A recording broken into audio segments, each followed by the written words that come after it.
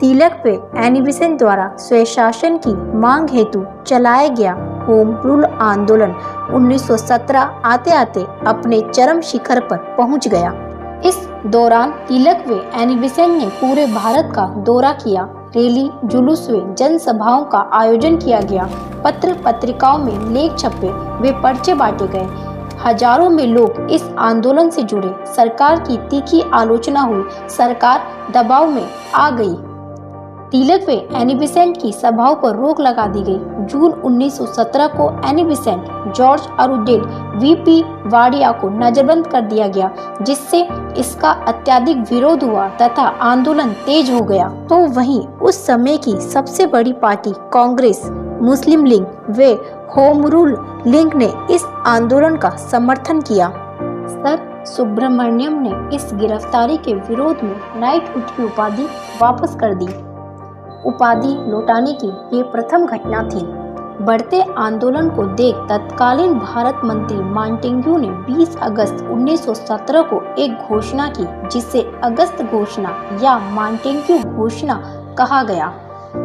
तत्कालीन भारत मंत्री मॉन्टेग्यू ने अपनी घोषणा में कहा, भारतीयों के शासन में क्रमिक रूप से प्रतिनिधित्व बढ़ाया जाएगा, पर यह उचित समय पर सरकार के निर्णय से होगा। दिसंबर 1917 में एनी बेसेंट को रिहा कर दिया गया। 1917 में कांग्रेस का वार्षिक अधिवेशन कलकत्ता में आयोजित हुआ तथा तिलक के प्रयास से एनी बेसेंट इस अधिवेशन की अध्यक्ष बनी तथा अध्यक्षता की। एनी बेसेंट प्रथम महिला बनी जिन्होंने कांग्रेस की अधिवेशन की अध्यक्षता की। एनी बेसेंट मूल रूप से आयरलैंड निवासी थी। लंदन में एनी बेसेंट थियोसॉफिकल सोसाइटी की सदस्य बनी तथा भारतीय अध्यात्म से प्रेरित हो भारत आ गई। आजीवन भारत में रही एवं भारत को अपनी मातृभूमि मान यहीं पंच तत्वों में विलीन हो गई। आगे चलकर होम रूल आंदोलन निष्क्रिय हो गया, क्योंकि एनी बेसेंट जहां अगस्त घोषणा से संतुष्ट हो होम रूल आंदोलन को समाप्त कर दिया, तो वहीं तिलक भी वैलेंटाइन शिरोल के मानहानि के मुकदमे में लंदन चले गए, जिससे तिलक का होम रूल आंदोलन भी निष्क्रिय हो गया।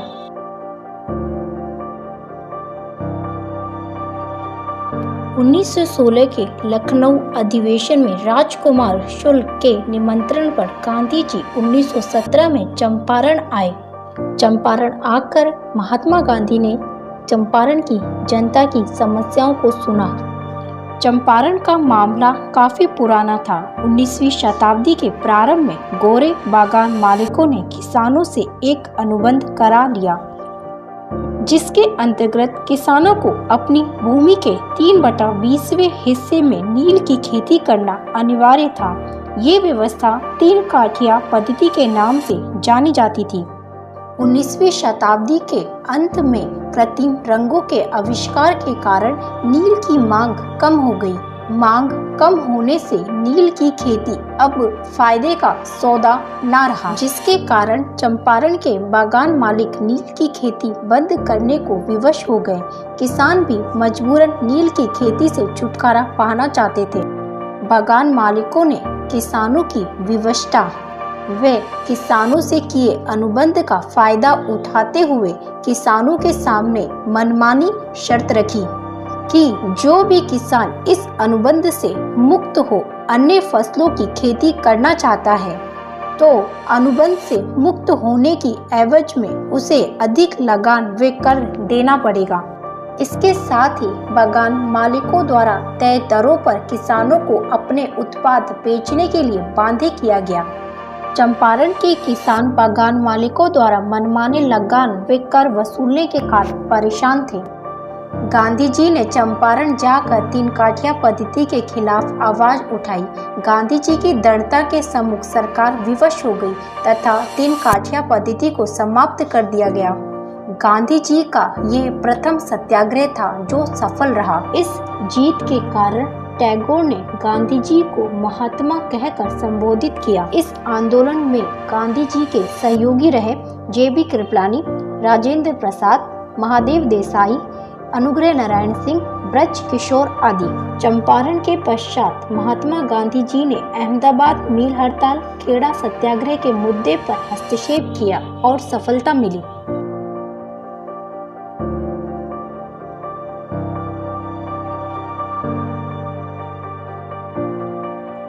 चंपारण के पश्चात गांधी जी ने अहमदाबाद मील हड़ताल के मुद्दे पर हस्तक्षेप किया।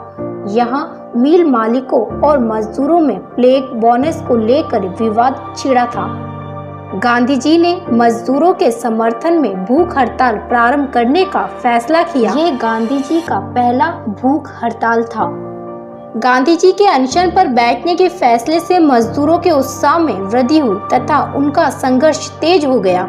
मजबूर होकर मिल मालिक समझौता करने को तैयार हो गए। मालिकों को 35% बोनस मजदूरों को भुगतान करने का फैसला सुनाया गया। गांधी जी की ये दूसरी प्रमुख विजय थी। अहमदाबाद मील मजदूर आंदोलन के बाद खेड़ा का किसान आंदोलन। 1918 में गुजरात के खेड़ा जिले में अकाल पड़ा। किसानों के सभी फसल नष्ट हो गई। फसल नष्ट होने के बावजूद भी सरकार द्वारा लगान में छूट नहीं दिया गया, जबकि राजस्व व्यवस्था के अनुसार यदि फसल का उत्पादन कुल उत्पादन के 1/4 से कम हो तो किसानों का कर्ज माफ कर देना चाहिए। सरकार ने किसानों का राजस्व माफ करने से इनकार कर दिया।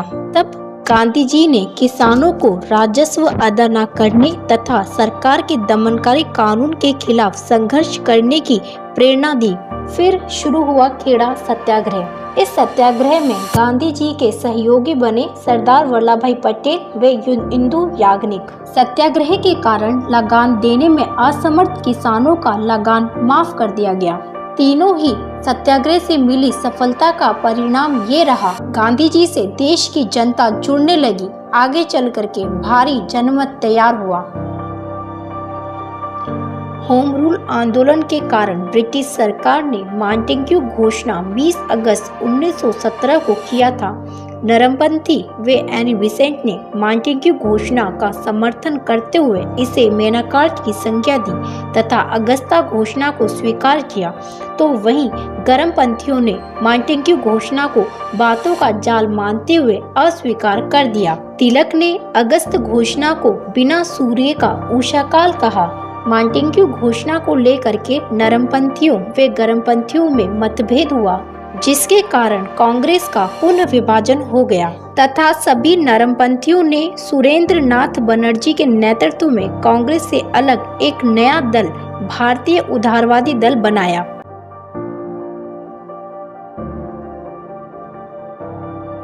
विश्व युद्ध की समाप्ति पर जब भारतीय जनता संवैधानिक सुधारों का इंतजार कर रही थी, ब्रिटिश सरकार ने दमनकारी रॉलेट एक्ट को जनता के सम्मुख पेश कर दिया। इसे भारतीयों ने अपना घोर अपमान समझा। रॉलेट एक्ट का मुख्य उद्देश्य बढ़ती क्रांतिकारी गतिविधियों को रोकना था। इसके तहत राजद्रोहात्मक कार्य की शंका होने पर किसी भी व्यक्ति को गिरफ्तार करने का प्रावधान था। साथ ही इसके तहत गिरफ्तार व्यक्ति को अपील, दलील व वकील करने का अधिकार नहीं था, जिसके कारण इस एक्ट का पूरे भारत में काफी विरोध हुआ। इस कानून को काला कानून की संज्ञा दी गई। 6 अप्रैल 1919 को सत्याग्रह प्रारंभ करने की तारीख तय की गई थी, पर सत्याग्रह प्रारंभ होने से पहले ही आंदोलन ने हिंसक स्वरूप धारण कर लिया। संपूर्ण भारत में बड़े पैमाने पर हिंसा हुई तथा अंग्रेज विरोधी प्रदर्शन आयोजित किए गए तथा ये आंदोलन पंजाब में तीव्र हो गया। 13 अप्रैल 1919 को वैशाखी के दिन अमृतसर के जालियांवाला बाग में एक सार्वजनिक सभा का आयोजन किया गया। सभा में भाग लेने वाले अधिकांश लोग आसपास के गांवों से आए हुए ग्रामीण थे, जो सरकार द्वारा शहर में आरोपित प्रतिबंध से बेखबर थे। ये लोग 10 अप्रैल 1919 को सत्याग्रहियों पर गोली चलाने तथा अपने नेताओं डॉक्टर सत्यपाल व डॉक्टर किचलू को पंजाब से बलात् बाहर भेजने जाने का विरोध कर रहे थे। जनरल डायर ने इस सभा के आयोजन को सरकारी आदेश की अवहेलना समझा तथा सभा स्थल को सशस्त्र सैनिकों के साथ घेर लिया। डायर ने बिना किसी पूर्व चेतावनी के सभा पर गोलियां चलाने का आदेश दे दिया। लोगों पर तब तक गोलियां बरसाई गई जब तक सैनिकों की गोलियां समाप्त नहीं हो गई। सभा स्थल के सभी निकास मार्गों के सैनिकों द्वारा घिरे होने के कारण सभा में सम्मिलित निहत्थे लोग चारों ओर से गोलियों से छलनी होते रहे। इस घटना में लगभग 1000 लोग मारे गए, जिसमें युवा, महिलाएं, बूढ़े, बच्चे सभी शामिल थे। जालियांवाला बाग के सभी मार्ग अवरुद्ध होने के कारण लोगों ने अपनी जान बचाने हेतु बाग में स्थित कुएं में एक एक कर कूद गए, जिससे कुएं में लाशों की ढेर लग गई। जालियांवाला बाग हत्याकांड से पूरा देश स्तब्ध रह गया। वहशी क्रूरता ने देश को मौन कर दिया। पूरे देश में बर्बर हत्याकांड की भर्त्सना की गई। लाला लाजपत राय ने कहा, यह वर्ष सुधारों के लिए नहीं, इस हत्याकांड के लिए याद किया जाएगा। मोहम्मद अली जिन्ना ने कत्ले आम कहकर जनसभाएं की। रविंद्रनाथ टैगोर ने विरोध स्वरूप अपनी नाइटहुड की उपाधि त्याग दी, तो सरोजिनी नायडू ने केसर हिंद की उपाधि लौटा दी तथा शंकर राम नागर ने वायसराय की कार्यकारिणी से त्यागपत्र दे दिया। इन सब के बावजूद भी सरकार ने अत्याचारी अपराधियों को दंडित करने के स्थान पर उनका पक्ष लिया। जनरल डायर को सम्मानित किया गया। उस समय पंजाब के गवर्नर रहे माइकल ओ डायर ने आर डायर के कार्य को उचित ठहराया। इस हत्याकांड की जांच करने हेतु जहां अंग्रेजों ने हंटर कमेटी का गठन किया, तो वहीं कांग्रेस की तरफ से तहकीकात कमेटी का गठन मदन मोहन मालवीय के नेतृत्व में किया गया। हंटर कमेटी के द्वारा मार्शल लॉ को जायज मानते हुए आर डायर को निर्दोष माना गया। साम्राज्यवादी लोगों ने जनरल डायर की बाहुदली के लिए शाबाशी दी। आर डायर से इस्तीफा लेकर के उसे ब्रिटेन भेज दिया गया। 1927 में एक दुर्घटना में आर डायर का देहांत हो गया। इस बर्बर हत्याकांड में घायल व मारे गए लोगों को किसी प्रकार की कोई भी आर्थिक सहायता नहीं दी गई। इस समय पंजाब के गवर्नर रहे माइकल ओ डायर की हत्या आगे चल करके उधम सिंह द्वारा गोली मार कर दी गई। 31 जुलाई 1940 को उधम सिंह को फांसी दे दी गई। 13 अप्रैल 1919 को अंग्रेजी सरकार का वह बर्बर और घिनौना रूप सामने आया, जिसने भारतीय स्वतंत्रता आंदोलन के इतिहास में एक रक्त रंजित धब्बा लगा दिया।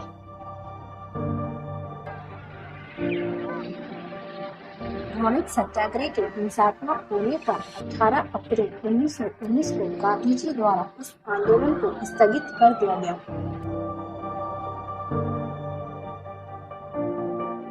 प्रथम विश्व युद्ध के पश्चात उत्पन्न आर्थिक कठिनाइयों से जनता त्रस्त हो गई। इस दौरान महंगाई ने आसमान छुआ, खाद्यान्नों की भारी कमी हुई, औद्योगिक उत्पादन कम हो गया, लोग करों के बोझ से दब गए, समाज का लगभग हर वर्ग आर्थिक परेशानी से जूझने लगा। इससे लोगों में ब्रिटिश विरोधी भावनाएं जागृत हुई। सूखे, महामारी और प्लेग से भी हजारों लोग मारे गए। इनकी घोषणा के बाद होम रूल आंदोलन समाप्त कर दिया गया। मॉन्टेग्यू घोषणा के आधार पर आया भारत शासन अधिनियम 1919 से भी भारतीय जनता असंतुष्ट थी, तो वही रॉलेट एक्ट व जालियांवाला बाग हत्याकांड जैसी घटनाओं ने विदेशी शासकों के क्रूर एवं असभ्य रवैये को उजागर कर दिया। इस समय घटी कई घटनाओं ने भी हिंदू मुस्लिम राजनीतिक एकीकरण की पृष्ठभूमि तैयार कर दिया। इन सब गतिविधियों के परिदृश्य में खिलाफत का जन्म हुआ, जिसके साथ ही ऐतिहासिक असहयोग आंदोलन राष्ट्रीय स्वतंत्रता आंदोलन के पटल पर उभरा।